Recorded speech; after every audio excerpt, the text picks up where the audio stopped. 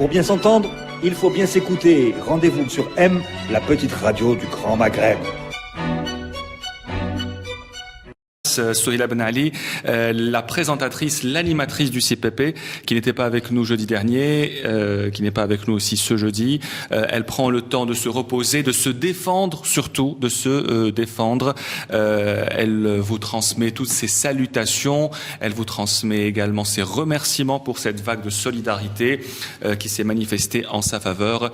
Et je crois bien savoir qu'elle sera, je l'espère, un jour bientôt parmi nous pour exercer ce travail qu'elle aime, journaliste qu'on exerce avec passion. Donc, avant de commencer maintenant le CPP, nous allons aborder aujourd'hui plusieurs thèmes qui nous intéressent. Les thèmes de la semaine, on va commencer bien sûr par le remaniement du gouvernement, le double remaniement, celui de jeudi puis celui de dimanche. On va parler également de lutte antiterroriste avec les opérations qui se sont déroulées mardi et mercredi. Nous allons parler également de la situation en Égypte, comme tu l'as dit Saïd, avec la condamnation à mort de l'ancien président Mohamed Morsi et l'exécution de plusieurs militants des Frères musulmans. On va commencer par l'actualité du gouvernement, ce remaniement qu'on avait raté, Abd Sharif, parce qu'il a eu lieu jeudi après-midi, mais il y a eu aussi un double remaniement 4 jours plus tard. Qu'est-ce qui vous inspire ce remaniement, Hassan Qadé? Pourquoi Hassan? Il faut donner la parole à Abd, c'est lui qui a le plus de choses à dire sur le remaniement. Abd? Non, moi je pense que, très vite, il y a deux niveaux de lecture. Il y a évidemment la nécessité pour Bouteflika. Je note d'ailleurs qu'on était jeudi en CPP, on s'est planté complètement. On a parlé évidemment de Sohila Ben Ali, on était quand même très perturbés par ce qui était arrivé. Et puis on avait parlé de l'immobilisme politique en deuxième partie. Et en fait, on a été surpris en sortant 2 heures après, les téléscripteurs se sont mis en route. Tu as vu ça un signe de mobilité, le remaniement? Absolument. Absolument. Moi, je ne suis pas d'accord avec la majorité des lectures qui disent qu'il s'agit juste de brasser du vent, de donner l'illusion du mouvement. Moi, je l'ai dit, je vais citer ma chronique de la semaine. 3 postes importants qui ont été touchés, pour lesquels on aurait pu penser qu'il ne se passe rien. Celui de l'énergie, c'est celui qui pourvoit l'Algérie en finance. Celui des finances, c'est celui qui fait les arbitrages. Et celui de l'avenir, les TIC. Et à mon avis... Avec la fin du système d'Erdogan. Avec la fin du système d'Erdogan, merci. Merci de faire référence au titre de la chronique. Donc, je pense, et très vite, de ce qui s'est passé sur ces 3 postes, sur le reste, je vous laisse commenter, mais sur ces 3 postes, je pense qu'il y a clairement le souci des autorités de Bouteflika d'essayer de commencer à remédier à la crise qui approche. C'est-à-dire qu'on sent arriver les contraintes de plus en plus et donc on sent le besoin de faire quelque chose. Alors maintenant après, est-ce que ça va donner lieu à un changement de cap? Est-ce que ça va donner une plus grande efficacité dans la gouvernance? C'est un autre débat. Mais il y a du sens dans ce changement. Dans ces 3 postes, il y a du sens. Saïd, c'est la fin de l'immobilisme avec ce remaniement? Non, à mon avis, non. Même Yousfi, puisqu'il a quitté l'énergie, mais il est revenu à la présidence en tant que ministre et aussi en tant que conseiller pour l'énergie. On a une sorte d'un pas en avant et de 2 pas en arrière, parce que là aussi, ce que le remaniement nous donne, c'est que aussi à la présidence se constitue une sorte de gouvernement bis, qui avait d'ailleurs créé les premiers problèmes de la gouvernance de Bouteflika. Bembito avait démissionné parce que pour la première fois dans l'histoire de l'Algérie, la chefferie du gouvernement perdait la gestion des affaires économiques pour la présidence, totalement. Il avait démissionné parce que, à la présidence, il y avait une batterie de conseillers qui étaient là et qui faisaient la politique du gouvernement. Oui, donc, mais conseillers... je n'ai pas l'impression qu'on soit dans un mouvement réel. À la présidence, c'est aussi une forme de placard, le fait d'être nommé conseiller auprès du président de la République.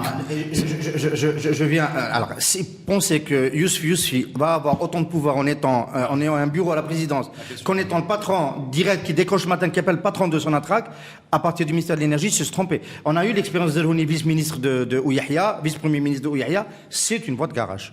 Abd Sharif.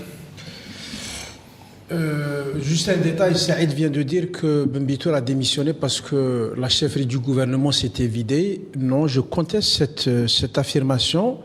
Le poste de Premier ministre s'est vidé le jour où Bembitour est devenu Premier ministre. Chef du gouvernement. Chef du gouvernement, parce que c'est lui qui raconte que Bouteflika lui a donné la liste du gouvernement et lui a accepté Guello Hennitni. Ce jour-là, M. Ben Bitour a enlevé au Premier ministre, au chef du gouvernement, une bonne partie de ses attributions. Ihsan a dit que ce remaniement a du sens. Bon, comme toujours, Ihsan a tort. Ce remaniement relève de l'inconscience, ce n'est pas du sens. On ne se rend pas compte de ce que ça signifie, le fait de nommer M. Ben Khalfa au ministère des Finances. Si on se tient au discours de Ben Khalfa, il est, on va dire, dans l'orthodoxie de ce qu'on appelle l'économie moderne. FMI, Banque mondiale, les économistes, les experts libéraux, rationnels, cartésiens, etc. Les gens qui l'ont nommé pensent qu'il va pouvoir faire cette politique avec ses institutions, avec ce pouvoir, avec ses partis politiques, etc. C'est de la folie. Ils ne se rendent pas compte. Jebel Homarbi, il a une baguette magique, il va régler les problèmes sur un plan strictement technique et que l'état des institutions, le Parlement, les partis, la présidence, le pouvoir, etc., tout ça va continuer comme ça. C'est de la folie furieuse. En fait, donc c'est la nomination qui pousse ça. Parce qu'il n'y a pas de sens. On met des hommes, mais on n'est pas en train de désigner des politiques, ni de décider. On a changé des personnels, un point, c'est tout. Moi, je note que c'est de plus en plus compliqué de faire un gouvernement dans le sens où les décideurs, entre guillemets, essayent apparemment de faire des dosages qui sont pratiquement impossibles. C'est-à-dire, qu'est-ce qu'on essaye de doser? On essaie de doser des jeunes avec des vieux. On essaie de doser des anciens militants, des gens qui ont un parcours, un CV dans des professions libérales ou dans des anciens cadres dans des partis, avec des militants chevronnés de la politique qui viennent du FLN, par exemple. On essaye de mixer effectivement les régions, c'est-à-dire d'avoir un dosage régional entre l'Est, l'Ouest, le centre, etc. On note que Bedoui vient du Sud, que le Walid Ali vient du Sud, que le nouveau ministre des Travaux publics aussi, que la ministre de l'Artisanat aussi. C'est-à-dire qu'il y a un dosage, il y a un retour vers le Sud. On voit qu'il y a une petite élite comme ça qui sort. On essaie de doser les anciens énarques avec des gens qui n'ont aucune expérience politique, comme l'a démontré le cas de l'Abidi, où il y a une explosion en plein vol parce qu'elle ne maîtrise pas les codes. Elle ne maîtrise pas les codes du système. C'est marxiste, l'Abidi. Oui, mais elle ne maîtrise pas les codes du système. Donc à partir de là, quand on essaie de brasser tout ça, on essaie de mixer tout ça, ça donne généralement quelque chose d'assez décousu. C'est-à-dire les deux ont raison.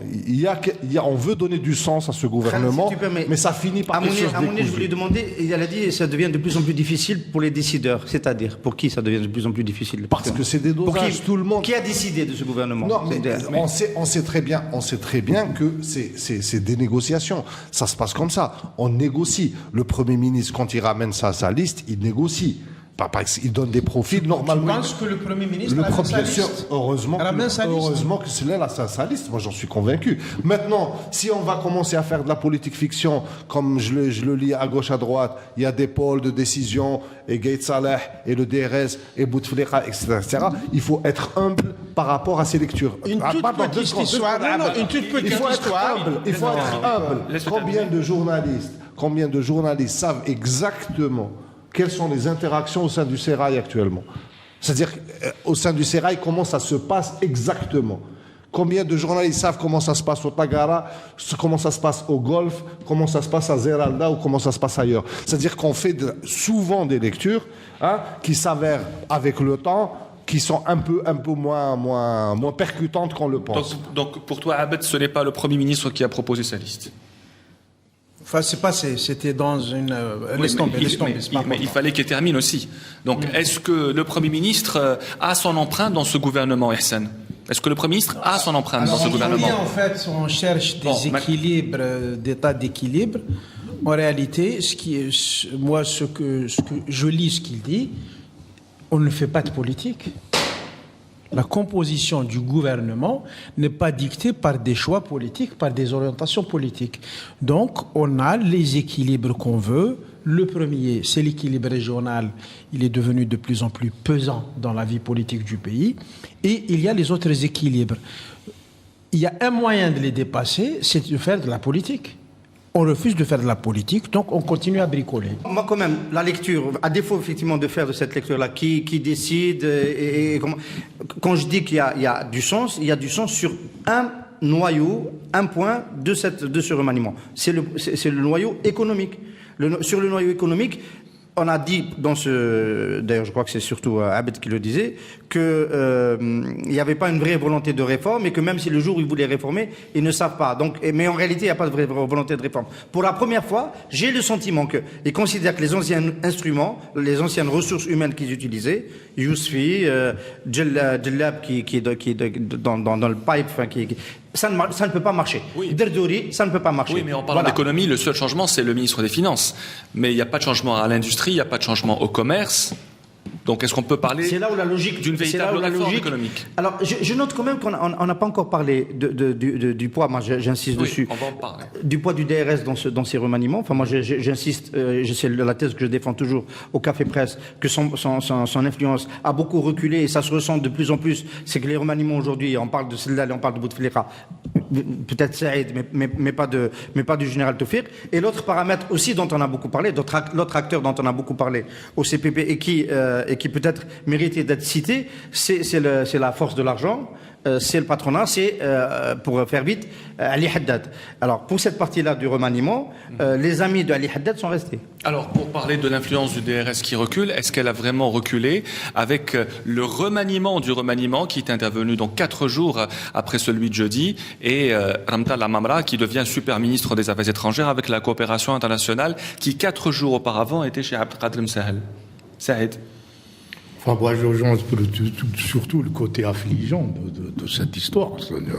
On ne fait pas deux remaniements en 4 jours. C'est quand même un signe que certains interprètent comme quoi c'est un rapport de force qui a changé en 48 heures. Moi, j'y crois pas. J'ai juste l'impression que c'est une erreur de gestion en termes de casting et que c'était tellement gros qu'ils se sont rattrapés plutôt que de laisser les choses se diluer comme ça. La presse a commencé à parler de bicéphalisme, etc. Et c'est vrai, c'était malvenu de créer 2 ministres des Affaires étrangères. Certains ont parlé d'amateurisme, d'autres de cafouillage, de quiproquo. Quel mot est le plus approprié, Mounir? C'est-à-dire, moi, je note quelque chose, c'est-à-dire que je lis cette histoire au discours de Rabdeya, c'est-à-dire les phrases qui ont été prêtées à Bouteflika ou que Bouteflika n'aurait pas écrites ou qu'il aurait écrites, on ne sait pas le discours de Bouteflika où il attaquait violemment l'opposition. C'est-à-dire qu'à un moment, quand on essaie de faire, il y avait une technostructure qui donnait un État qui, au moins, dans la pratique, dans les mécanismes de communication, dans les mécanismes de mettre les choses sur la place publique, fonctionnait assez bien. C'est-à-dire, c'est une tradition qui date depuis les années 70. On sait faire une dépêche, on sait faire un communiqué, on sait le mettre à la PS, on sait le lire à la télévision. C'est-à-dire que maintenant, c'est devenu, on a l'impression qu'il n'y a pas de lecteur, il n'y a pas de correcteur dans tout ça. Et ça pose des questions de fond. Ça pose des questions de fond. C'est-à-dire qu'il y a ça veut dire, effectivement, il y a de plus en plus d'amateurs dans ces circuits-là. Il y a moins en moins de politiques, effectivement, dans ces circuits-là. Et qu'on maîtrise ces process qui étaient ordinaires, qui donnaient l'impression qu'il y avait un État qui réfléchissait à ces choses-là, que c'était rudimentaire, faire ces choses-là, quand ça devient compliqué. Et quand ça devient compliqué, je reviens à ce que dit Jafar, c'est qu'il y a le verre dans le fruit. C'est-à-dire que les choses sont beaucoup plus difficiles que ça. Abed, le remaniement du remaniement? Oui, il y a 2 ou 3 points. On a beaucoup insisté sur l'idée de bicéphalisme aux affaires étrangères. Moi, je n'ai pas trouvé que c'est une idée totalement incongrue. Beaucoup de pays européens, par exemple, ont des ministres des Affaires étrangères et un ministre des Affaires européennes. Ça ne pose pas de problème dans un pays normal qui fonctionne normalement. La difficulté, c'est qu'on est en Algérie où le fonctionnement n'est pas institutionnel. Et donc, dès qu'il y a eu les 2 nominations, on s'est retrouvé dans une guéguerre. C'est clair. Les amis de Ramamra et les amis de Msahel ont commencé à se faire la guerre. Donc, ne pas tenir compte de ça en formant un gouvernement, c'est quand même c'est assez compliqué. C'est ne pas savoir ce qui se passe dans le pays. Il y a aussi cette dégénérescence du fonctionnement de l'État. C'est ça le plus inquiétant. Il y a un homme célèbre en Algérie qui a dit en octobre 88 que c'était un chahut de gamins. Là, on a l'impression que c'est des gamins qui jouent avec les institutions du pays, qui font n'importe quoi. Maintenant, il y a à mon avis la chose la plus importante. L'élément le plus important, c'est que on a tous focalisé sur un fait, un élément qui est secondaire. Pour moi, cette histoire est secondaire. Et en focalisant sur ça, on a oublié quelque chose de fondamental. Le président Bouteflika renie toute la politique économique qu'il mène depuis 10 ans, en virant Yousfi et Djellab, et en nommant Ben Khalfa. Toi, tu viens de donner du sens. Hein. Non, au départ, c'était juste par... voilà, je ne fais pas de commentaire. Ils ne se rendent pas compte. Et ils ne se rendent pas compte de ça.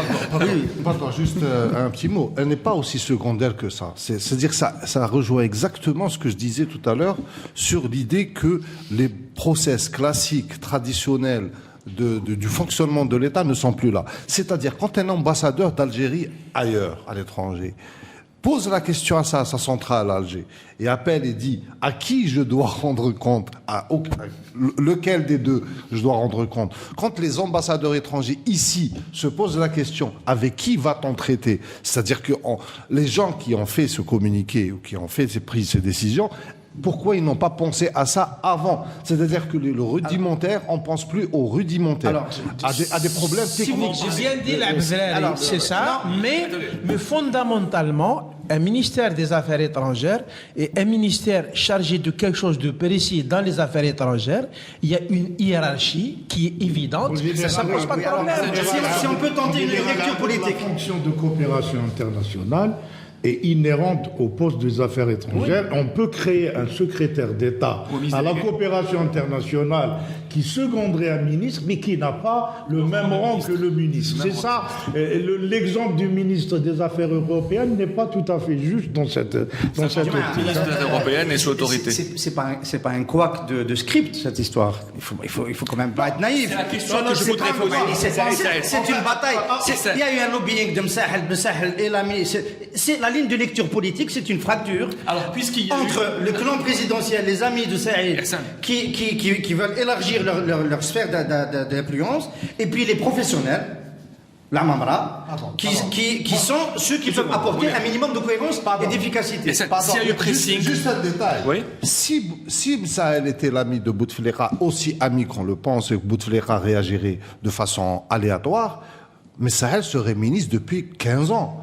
Or, il n'a jamais été ministre depuis 15 ans, et c'est un des problèmes. C'est-à-dire qu'il était toujours dans l'antichambre de la diplomatie, on le voit avec le dossier libyen, maintenant avec le dossier malien, qui sont partagés entre la Mamara et la Mamara. Les problèmes de santé.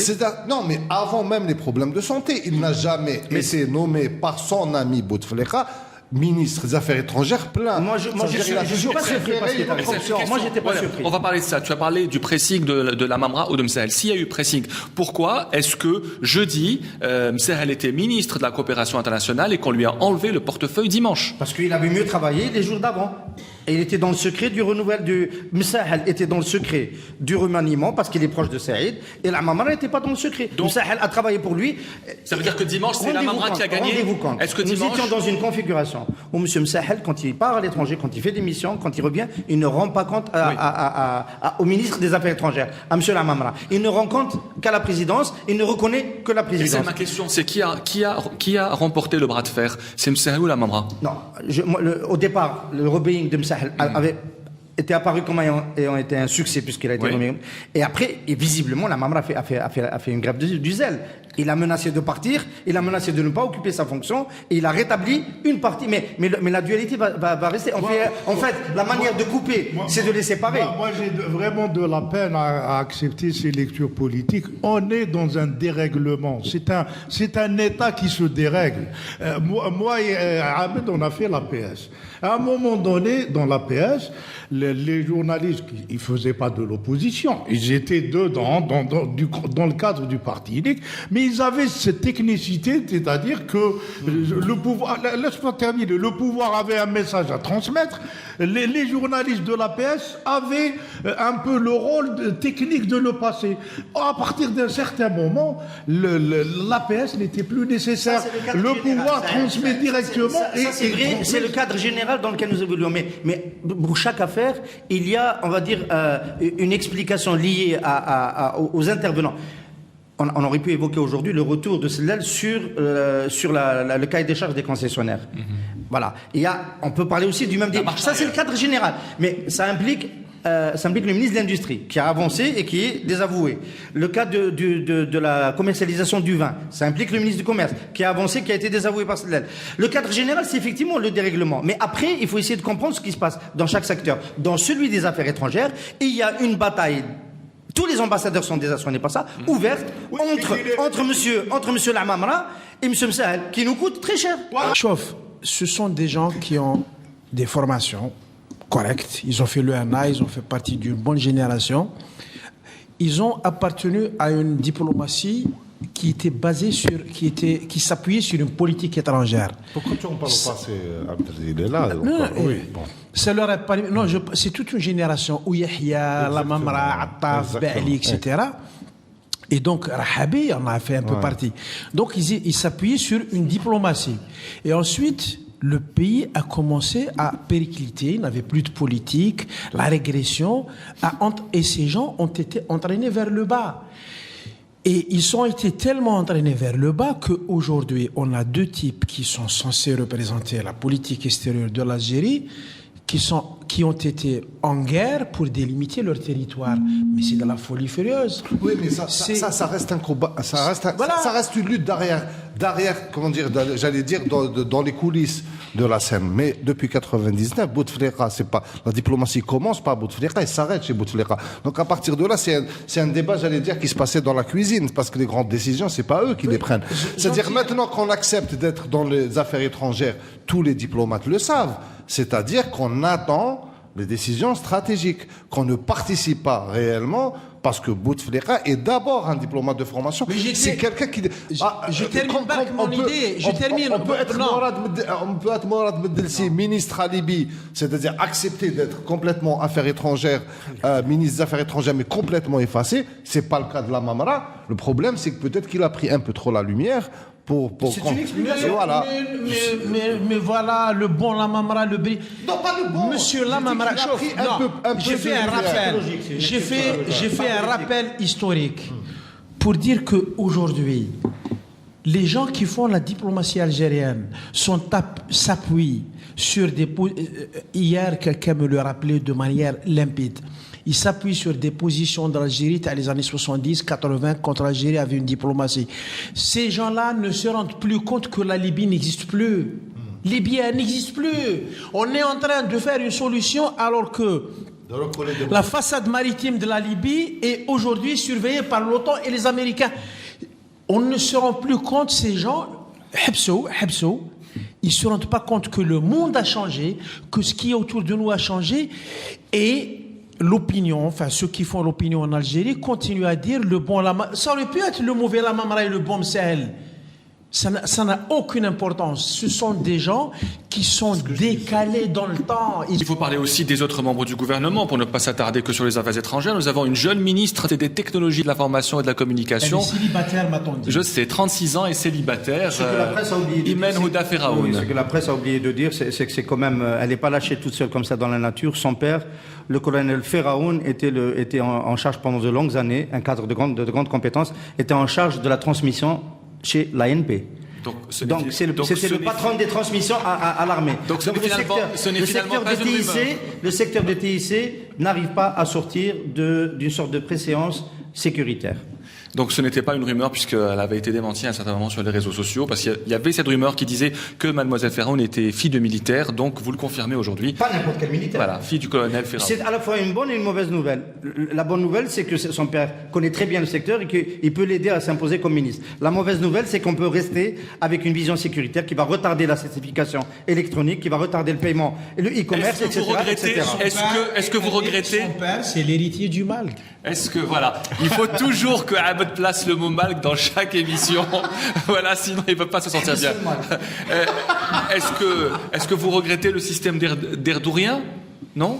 Non, malheureusement, enfin, on va pas dire. J'aime pas dire du mal des ministres qui sont plus en fonction, mais Madame Zahra Derdouri est une universitaire, sûrement très bonne universitaire. Il n'y a pas de doute là-dessus. Mais c'était certainement un mauvais ministre, un mauvais régulateur déjà quand elle était à la tête de la RPT, parce qu'elle a une défiance complète vis-à-vis de l'écosystème du privé dans les TIC. Or, partout dans le monde, l'écosystème du TIC est développé par les sous-traitants, les start-up, etc. Elle n'aime pas le secteur privé. C'est pas possible. Blanchissez les gens. Pourquoi vous blanchissez les gens? Madame Derdouri était une universitaire. Tu as dit elle était une très bonne universitaire. Non. On attend d'une universitaire qu'elle se comporte comme universitaire quand elle prend un ministère, pas qu'elle devienne bureaucrate. C'était une mauvaise universitaire. Je suis désolé. Non. Non, c'est-à-dire que d'abord, qu'elle soit fille de militaire ou pas, moi je vois pas on va pas porter ça comme une croix ou un casier judiciaire d'être fille de militaire ou fils de militaire. Ils ont aussi le droit d'avoir des postes de responsabilité. Deuxièmement, c'est-à-dire par rapport à, je citais le cas Labedi, j'ai bien peur que la ministre des Télécoms, avec son profil qui n'est pas inintéressant, c'est-à-dire que c'est 40 publications à l'étranger, elle a un CV long comme le bras, elle est reconnue dans son domaine qui est celui des alliages, je pense, et la chimie. Donc, mais est-ce qu'elle est faite pour ce poste? C'est-à-dire, est-ce qu'elle est faite au niveau technocratique, c'est-à-dire demain, ce n'est pas le bon est-ce qu'elle est préparée? Parce qu'on a beaucoup parlé de son physique, c'est pour ça que oui. Est-ce qu'elle est préparée à affronter le monstre qu'est un ministère comme le MPTIC? C'est-à-dire où il y a des lenteurs quand on voit les réformes qui ne sont pas faites au niveau d'Algérie Télécom, quand on voit les affaires mobilisées, quand on voit la gestion de la 3G, de la côte. C'est un monstre qui est rempli de résistance. Le taux de pénétration Internet de l'Algérie est inférieur à celui de la Syrie. Alors la réponse à tout cela, c'est que nous avons un besoin impérieux de ministres politiques. Voilà. De ministres politiques qui sont liés à un programme qui s'est imposé à l'Assemblée nationale, qui a permis de dégager une majorité, qui a permis de dégager un chef du gouvernement qui est responsable devant ce Parlement-là et qui va pouvoir engager une politique. À ce moment, les ministres peuvent la réaliser. Nous ne sommes pas dans cette configuration. C'est cette configuration. On compte beaucoup sur l'opposition de Zeralda pour l'imposer. Mais tant qu'elle n'est pas là, ces ministres-là, M. Ben Khelfa, Mademoiselle Faraoun, moi, j'ai suivi l'itinéraire de M. Ben Khelfa. C'est un personnage qui est très curieux, qui était... M. Ben Khelfa est une société par action. Il était 80% pouvoir et 20% en société civile. Il a glissé progressivement. Avec le temps, il s'est forgé une nouvelle personnalité. Et aujourd'hui, il est 80% société civile et 20% pouvoir. Donc, il affiche des positions qui sont extrêmement intéressantes, qui sont magnifiques. Attendez de voir en tant que ministre. Et on va le voir dans l'exercice de ces... Qu'est-ce qu'il va faire? Qu'est-ce qu'il va faire? Moi, j'ai dit dans un article, ça va être un Don Quichotte. On va voir comment il va se comporter et comment il va être rappelé à l'ordre C'était l'invité du direct de Radio 1. La plupart des déclarations aguichantes et alléchantes qu'il a pu faire a été reprises à partir de cette émission par la presse nationale. Et il a par exemple dit que pour assécher le marché de la devise, il faut faire sortir les petits demandeurs. Et comment on fait sortir les petits demandeurs? C'est en augmentant l'allocation de voyage. Il proposait de l'augmenter, je crois, à 1000 euros. On aurait pu d'ailleurs faire un montage audio des déclarations de M.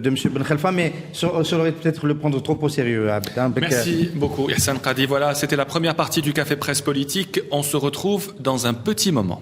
On va commencer par l'antiterrorisme et cette grande opération d'envergure menée par l'armée en milieu de semaine. 22 terroristes abattus. Yassine Qadi, ça fait des années qu'il n'y a pas eu un bilan aussi important. Oui, enfin, j'ai fait un tweet quand j'ai appris la nouvelle. J'ai fait un tweet un peu méchant.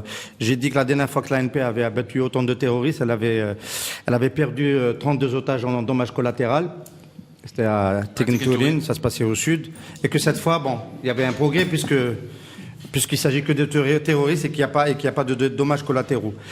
En fait, on est partagé. On pourrait être soulagé d'apprendre qu'il y a autant de terroristes qui disparaissent, alors que bon, il y a la pression et le risque est toujours là. Et dans le même moment, on se pose des questions sur comment est-il possible qu'autant de terroristes puissent se regrouper, puisque la doctrine dominante depuis 10 ans, lié au terrorisme résiduel, c'est qu'on n'arrive pas à finir avec le terrorisme parce qu'il évolue avec des petits groupes de 3-4 personnes et on peut jamais faire de grandes opérations comme ça. Les médias publics donnent le chiffre de 22 terroristes. Ils nous ennuient avec toute la liste des armes récupérées. Ça va des grenades aux automitrailleuses, mais on ne sait pas à quel groupe appartenaient ces terroristes. Donc c'est là la grande question. À qui appartenaient ces terroristes? À quel groupe? Est-ce que c'est à qui? Je donne un avis très rapide. Hein. Moi, je m'occupais des questions sécuritaires, mais très vite. Moi, je pense que la sortie de Jund el-Khilafa, qui a été responsable de la mort d'Hervé Gourdel en septembre 2014, à mon avis, a fait avorter l'évolution rapide d'une branche Daesh en Algérie, en tous les cas pour la Kabylie, pour le nord de l'Algérie. Il semblerait que ce soit le cas, puisque le chef a été abattu près de son village, aux Isères. Et je vois mal comment cette branche-là peut se reconstituer à tel niveau de densité, 22 éléments au même endroit, sur un délai de temps aussi court. Donc je pencherai plutôt pour une branche de AQMI qui est toujours dirigée par Droudkel, qui est voilà, depuis 2004. Mounir Boudjema, l'opération L'opération ANP, effectivement, pose beaucoup de questions auxquelles, au stade actuel, on peut peut-être que répondre partiellement. La première, effectivement, c'est le nombre.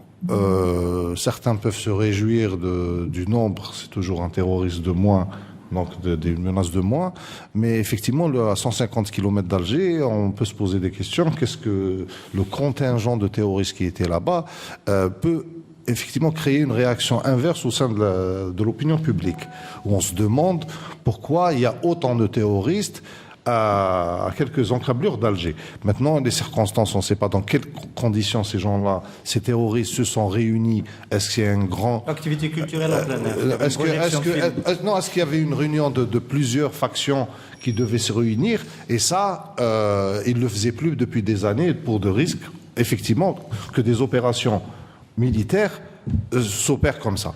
Ça, c'est le premier point. Le deuxième et Chloé Rondeleu nous rappelle que c'est 25 terroristes qui ont été tués et non pas 22. Ça a été annoncé par la chaîne 3. Merci Chloé. Le deuxième aspect, c'est le service après-vente. On a parlé c'est-à-dire qu'on n'explique pas tout. C'est-à-dire l'armée soit dit tout ou pas assez. Dans quelles circonstances se sont retrouvés ces terroristes? Comment l'opération a été menée? Moi, ce que je note, c'est qu'on ne sait pas beaucoup de choses, si ce n'est que la première des choses, c'est que il y a eu des têtes qui sont tombées, le successeur de Ghouri, Jund el-Khalifa, il y a des anciens terroristes qui sont recherchés depuis au moins une vingtaine d'années, ce qui suppose c'est des anciens du GIA, du GSPC et de l'AQMI, donc qui sont là et qui ont pu être neutralisés. C'est une bonne chose.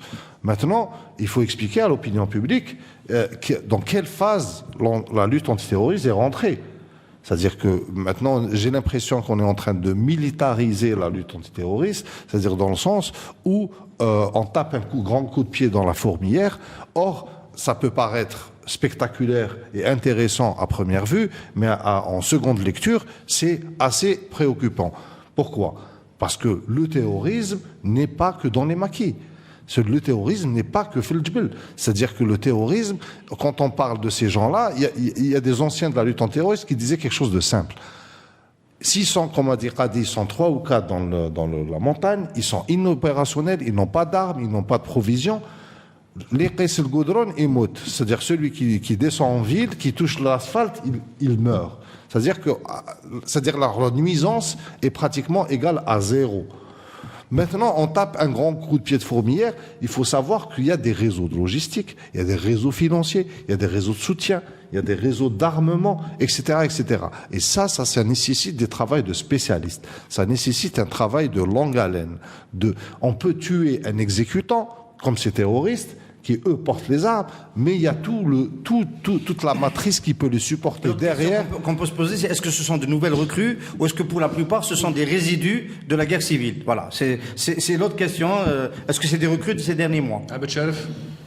Sur l'opération elle-même, le premier point, c'est que c'était un gros succès de l'armée. C'est indéniable. 25 terroristes, c'est le bilan annuel pratiquement. Traditionnellement, c'est un bilan annuel. Donc c'est un gros succès. Deuxième élément, d'un point de vue des terroristes, c'est une énorme bourde de rassembler 25 hommes dans une zone relativement délimitée. comment ils peuvent faire une erreur pareille d'un point de vue strictement militaire? Si on regarde les choses de ce point de vue-là, c'est une énigme. Bon. Maintenant, pour ce qui est de communiquer, l'armée et le DRS qui sont très impliqués dans cette histoire-là, c'est pas des spécialistes de la communication. Et puis quand ils vont communiquer, ils vont donner la lecture qu'ils veulent.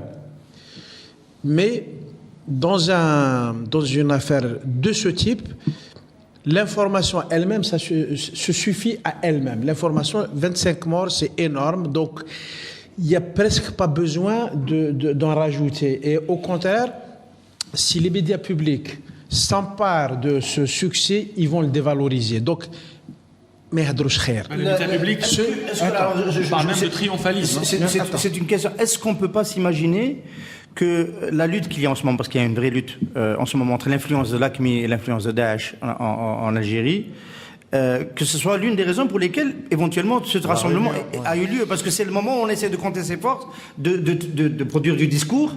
Il y a eu cette scission, apparemment c'est une scission dans l'organisation de Ben Mokhtar, puisqu'il y a un des lieutenants de Ben Mokhtar qui a déclaré, que l'organisation avait, Moula Beton avait rejoint Daesh, et il a fallu que Mokhtar Ben Mokhtar, on ne sait pas si c'est authentique, mais il a fait un démenti. Donc il y a une vraie lutte fractionnelle, au sens politique du terme. Ça peut amener à ce type de prise de risque dont parle, et non pas de bourde, mais enfin, ça devient une bourde effectivement quand l'armée te tombe dessus. Il y a l'autre fait, en fait, qui est le plus important à mon avis, c'est que isoler cette opération du reste, c'est ça qui pose problème. Et en Algérie, on n'arrive pas à gérer la complexité des choses. Là, c'est un gros succès, mais il y a tout le reste. C'est-à-dire, le terrorisme dans son fonctionnement, dans son financement, dans ses connexions à l'international, la manière dont tout ça est imbriqué, ça c'est trop compliqué pour les institutions algériennes qui ne sont pas encore adaptées, contrairement à ce qu'on dit, qui ne sont pas encore adaptées. Et puis, il y a un environnement international qui fait que c'est tellement mouvant qu'on ne sait pas de quoi demain matin sera fait sur ce terrain. Rapidement, Yassine, avant de donner la parole à Saïd. Ajouter un élément de terrain. L'affaire Gourdel n'a pas fini de donner des conséquences. Il y a eu un déploiement après cette affaire-là. Moi, je suis passé par le col Tizinkoulel il y a 10 jours. C'est par le col Tizinkoulel qu'est parti le chemin qui mène vers la forêt de Athouaben où a été enlevé Hervé Gourdel. C'est totalement militarisé. C'est-à-dire aujourd'hui, le col est occupé par une unité de l'ANP. Le chemin qui débute à partir de ce col est bétonné. Et bon, nous, les touristes, ça peut nous poser des problèmes. C'est le point de départ pour faire de l'escalade vers l'Ardija. C'est pas grave. Mais les groupes terroristes circulaient avant librement sur ce col. Ils passaient du versant sud vers le versant nord du Djurdjura. Aujourd'hui, on peut imaginer que dans un contexte sécuritaire déployé sur le terrain, cette circulation soit plus difficile. Et que donc on puisse pousser les terroristes à se regrouper sur une zone et à ne pas pouvoir circuler comme avant. Entre les deux faces du Djurdjura. En fait, moi, je ne suis pas un spécialiste de ça, mais la question que je me pose, c'est que quand on n'arrive pas à avoir une idée, ce terrorisme résiduel, il représente quoi encore en Algérie? On a eu à chaque fois des chiffres qui tournaient autour de 400, et qui restaient aussi autour de 400, et un renouvellement à 400, un renouvellement, ça se fait où? Parce qu'on est quand même dans un contexte où, théoriquement, on a plus ou moins asséché les espaces de renouvellement. Or, il parvient à se renouveler avec des questions à se poser.